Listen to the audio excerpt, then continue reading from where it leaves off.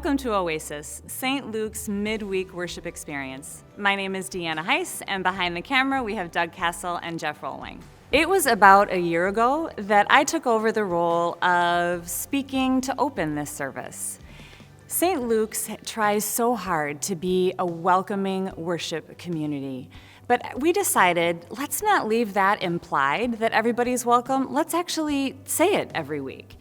And so I tried to incorporate a phrase that was special to me by saying, no matter who you are or where you come from, you are welcome here. Out of habit, I inserted it in just about every service that we had until 2021. I have been off my game for the last several weeks. Maybe you haven't even noticed. It's okay if you haven't. It is a very simple, short sentence, but the impact of it is pretty big. And so we want to remind everyone every week, no matter who you are or where you come from, you are welcome here. Thanks for joining us.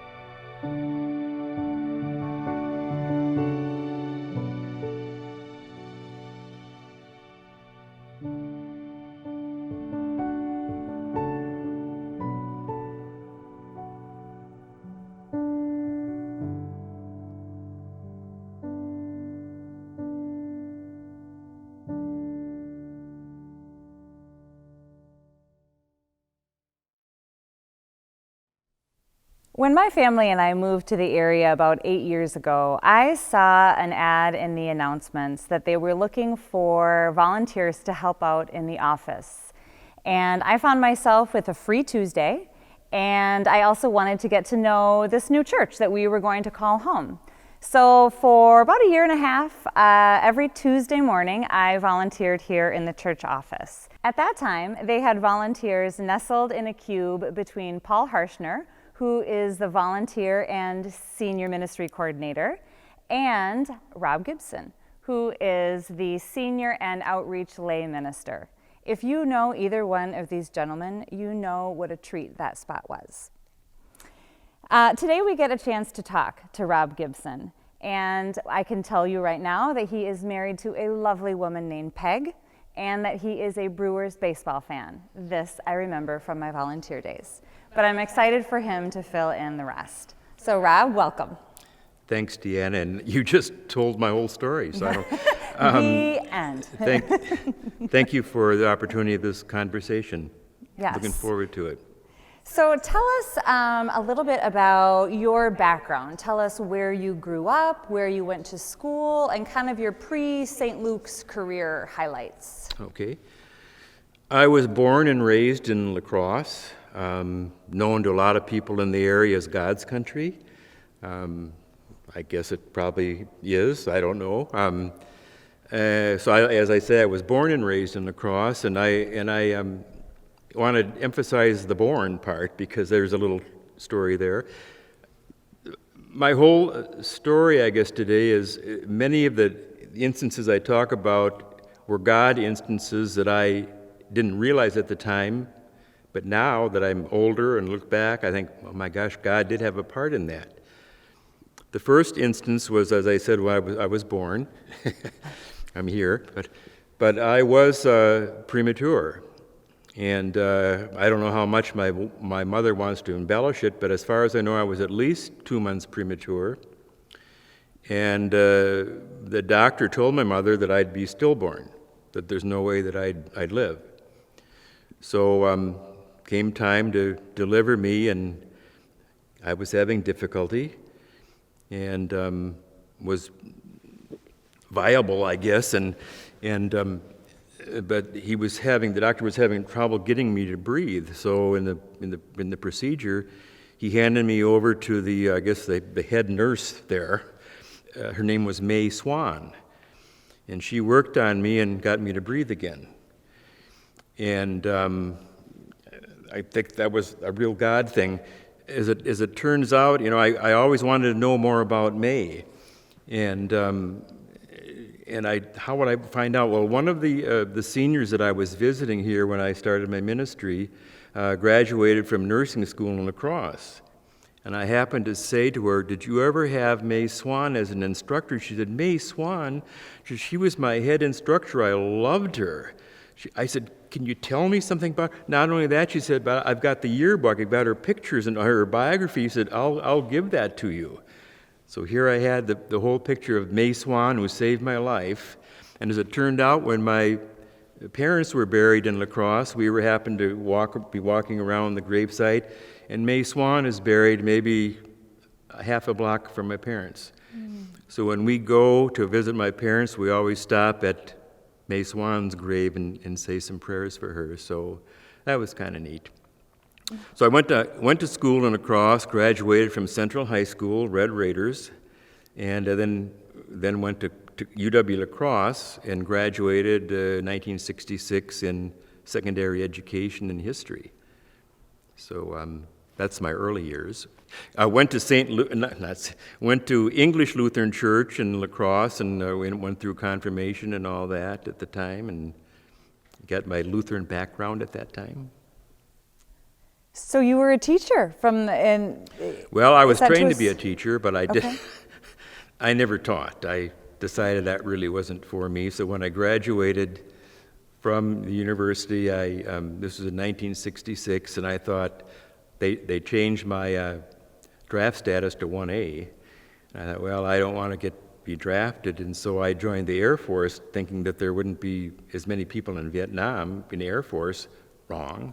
I think half the people in the Air Force were in Vietnam, but that was another God thing, because I stayed, and it was obviously none of my choice. I would have gone anywhere that I was sent. Turned out for me, I spent all 4 years in the States and went home every Christmas, every 4 years, which was, almost unheard of during a wartime and active duty. Mm-hmm. And so after 4 years, I was discharged. So I thought, my goodness, I look back, this is awesome. This doesn't happen to a lot of people, that I could do that during a period of war. But anyway. And what did you feel called to do then when you got home from the military? Well, I went to graduate school for a while, and then, it's kind of, didn't want to be a professional student all my life, so I applied for a position at the Department of Public Instruction, just because of my background in that, and lo and behold, I got that position in Madison. So I moved to Madison and started working in 1973 at the Department of Public Instruction, which was also a God thing, because I loved it. And about 2 months into my probationary time at the state, I got a letter that said, "We're going to be cutting back on the funds, so you're probably going to lose your job." But they said, you start looking around for other jobs, which I was doing, and I didn't really. Well, lo and behold, thank God, they got the funds, so I stayed, and I stayed working for the state for over 30 years. So bring us now to St. Luke's. How did you come to start worshiping here, become a member, come on staff? Tell us sort of your St. Luke's story. Another God thing, Deanna. I love it. At that time, when I came to Madison, I was not a member of any church. And I didn't know it at the time, but I missed it. But I didn't, One particular Sunday, I happened to be walking down Middleton, and I thought to myself, the thought came to me, I know there's a Lutheran church around here somewhere. I'd like to know where that is, just kind of check it out. I don't know, and I wasn't quite sure where it was. Walking down University Avenue, all of a sudden I hear these church bells ringing, and it wasn't St. Bernard's. And I thought, it's got to be maybe St. Luke's. So I crossed the street and went by, and I said, I mean, I was called. I really wanted to get there, and I walked by, and it happened to be the last service, and that Sunday was over with already. So I said, next Sunday I'm coming back, which I did, and the rest is history. I joined the church. I think it was like about 37, 40 years ago now. They've been a member, but that was also kind of a God thing, be attracted by the church bells ringing, and I felt called. Like the bells were calling me. We all wish for a sign that obvious, right? How wonderful that it was. Really, it was a good thing. I'm so sure glad those bells were ringing then. And you happened to be walking by, yes. So tell us about your role on staff. What do you do? What do you do on staff, and how did that come to be? Another God thing. keep them coming. Like I say, I retired from the state after about 30 years, just before 9/11, and I was, obviously a member here, and was coming to church, and Pastor Cindy saw me at coffee hour or something. She said, "I want to talk to you. Come into my office." She said, I think this was a Thursday or something. She said, "Can you come into my office on Friday? I want to talk." I said, "Sure." I came in and I sat down. She said, at the time they had an ordained senior ministry pastor who was, doing the senior work. And she said, he's retiring shortly. And she said, "Would you consider doing that, visiting?" And I said, "No way." I said, "I've never done that before. I mean, there's no way." She said, "Well, would you think it over? Just think it over." And she said, "I'll tell you that," she said, we are planning on calling an ordained pastor to replace this other individual." She said, would you just consider it? It would be, maybe 2 or 3 months at the most. I said, let me pray about it. Let me pray about it this weekend, and I'll let you know. And I prayed and talked to Peg, and she said, "Well, just that short a time, you could probably do it." So I went back and I said, "Okay, I'll do it." I said, "Just for that short a time." Well, the 1st of January, that was 19 years ago. And this has been probably the most rewarding experience I've ever had in my life. And I can get into that, but honestly. So that was a God thing. And I must put in a plug for Alice Olrogi, who I work with, and I think Alice had given a talk a while back, but she's kind of my mentor. I was here first, and then Alice came on board. But basically what we do, and I tend to think of it as Alice and I are St. Luke's to people who are shut in the hospitals or whatever. If they can't get to church, we bring the church to them, whether it be communion, prayer shawls, just visiting. And that's been a profound experience, seeing people, in their what they're going through. With the pandemic now, it's been a horrible situation where we can't get out. We can't see people. We can't go to the hospitals. We can't visit. And I miss that terribly. I mean, it's been almost a year now. I just groove on getting out and touching people. We do call them on the phone, but that's on a grade of A through D. Calling them on the phone is like a D plus or a C. It just doesn't do it. But it's the only thing we can do. And but anyway, I can't wait till we get back. But just just visiting the people and being St. Luke's to them really means a lot to me, and I think to them too. I love what you said, that if they can't get to St. Luke's, we bring St. Luke's to them. That's a wonderful statement, and that's a wonderful calling. Tell us what visiting people who are maybe in a vulnerable situation, especially if they're in the hospital, how has this role affected your own faith and your own spiritual journey? Tremendously. Okay, first of all, what have I learned from this?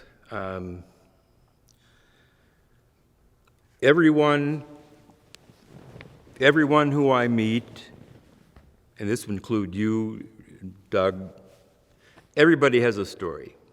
And when I say story, I don't mean a fiction thing, it's their life story.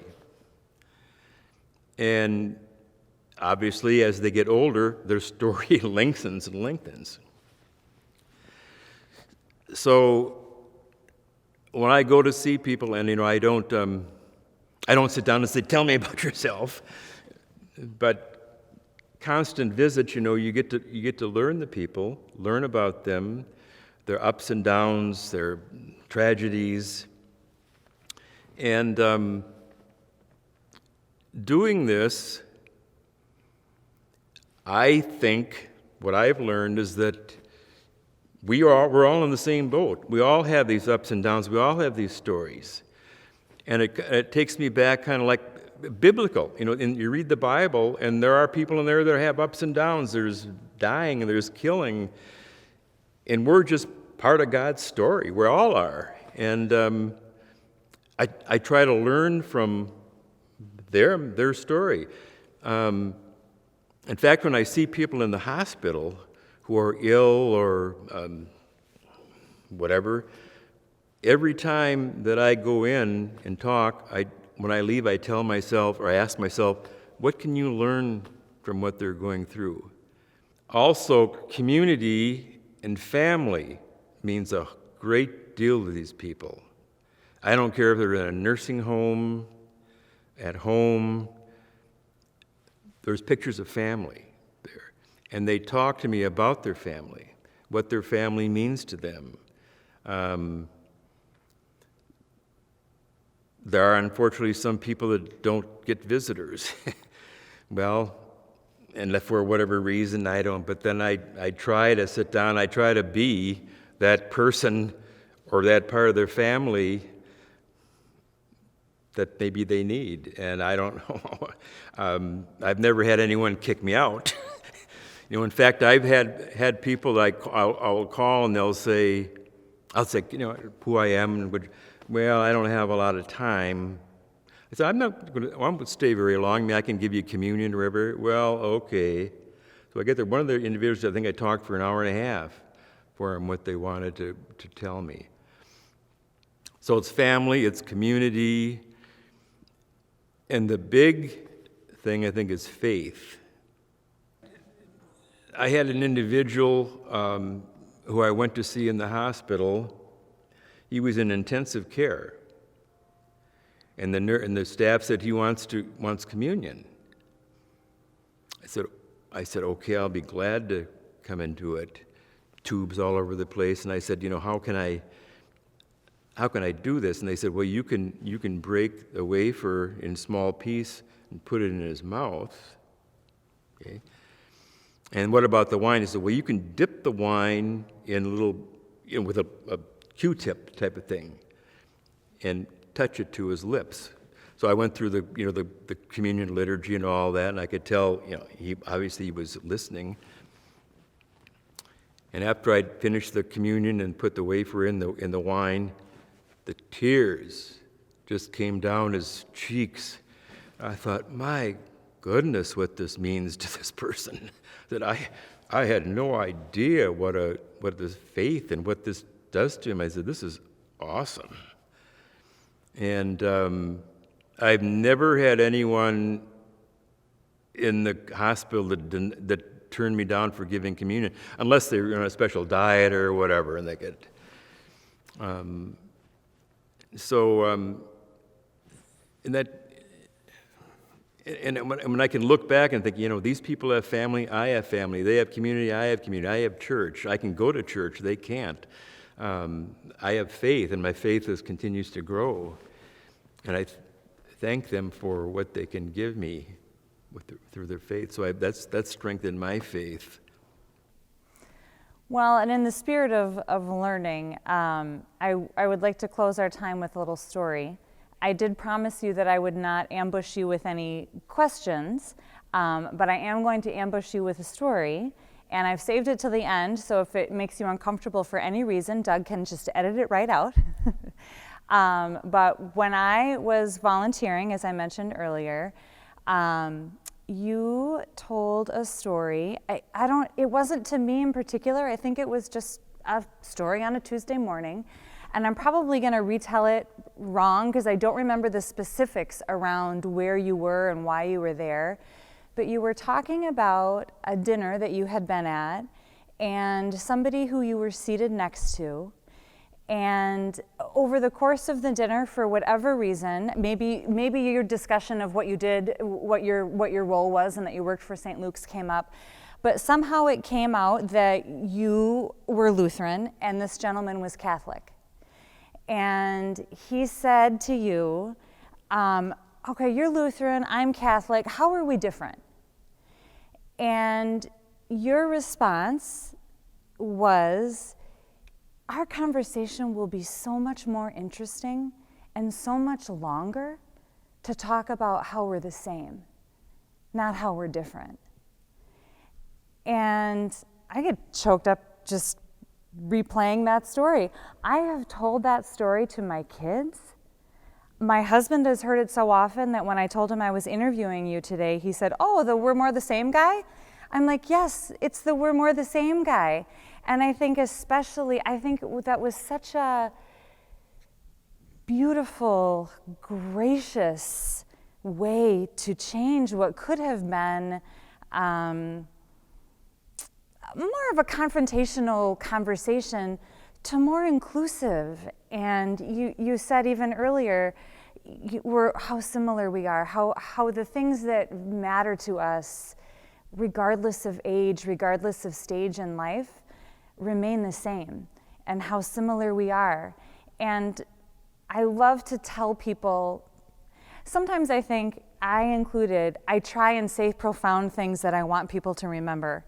And more often than not, it is something random that I don't even mean to be profound that sticks with people.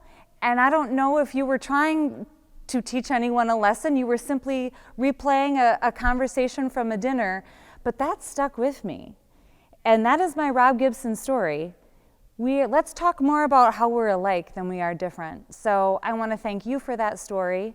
I think it's especially poignant as our country goes through all sorts of different things that we are. There are so many things that make us alike. And so thank you for that story that I get to tell again and again. Goodness, thank you. That was something I never really, now that you mentioned it, I do remember the occasion now. Good. I think that was at the University of Notre Dame, believe it or not. We were at a dinner, but yeah. Well, good. Well, I hope I retold it well. You did. You did. Oh,